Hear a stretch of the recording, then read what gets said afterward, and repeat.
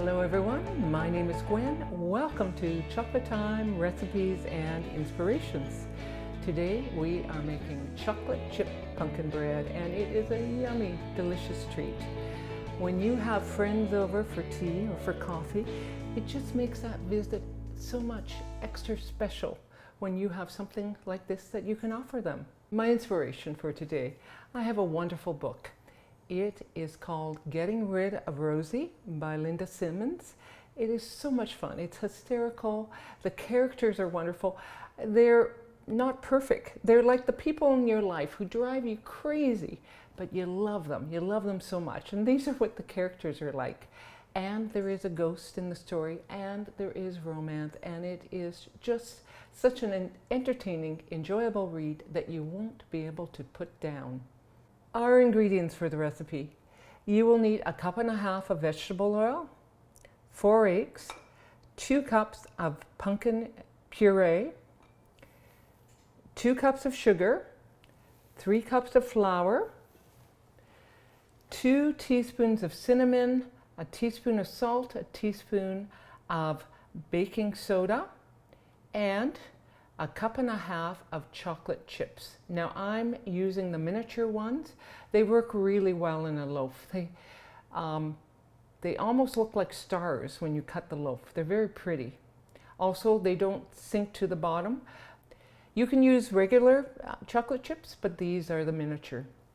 First thing that we are going to do is I'm going to take the cinnamon, the salt,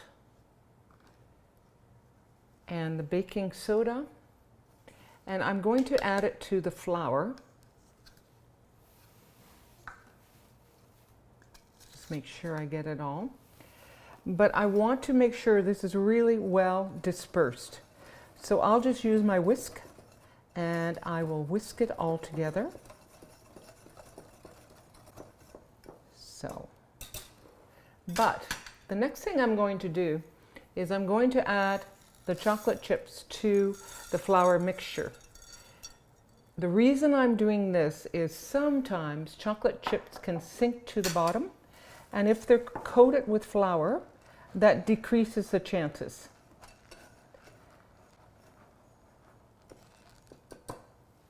Okay, the next thing that we will do is we will add all the wet ingredients together.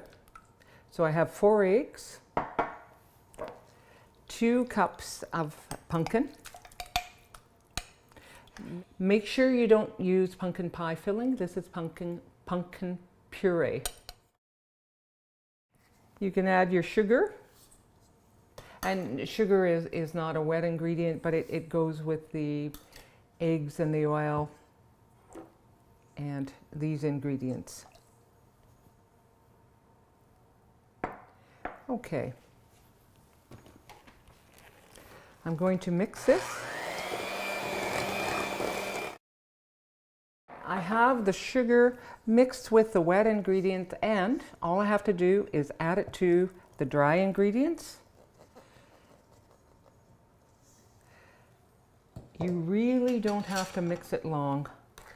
I'm using a wooden spoon, and I just want everything mixed together and dispersed just until everything's moist.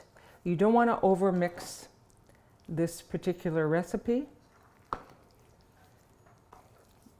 We have the oven set at 350.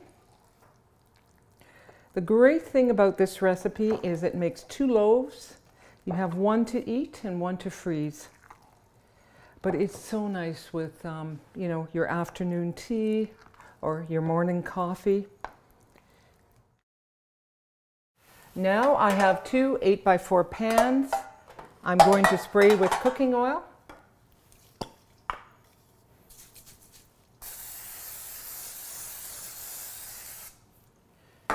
And this will go into the oven for 60 to 70 minutes.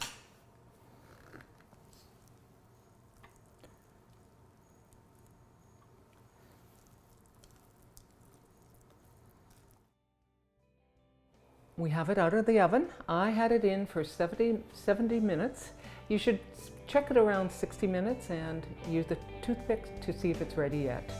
This is my favorite part. I get to taste these yummy recipes, and it's getting cold out there, and it just feels so cozy to have a nice pumpkin chocolate chip loaf with my coffee. I can share it with friends.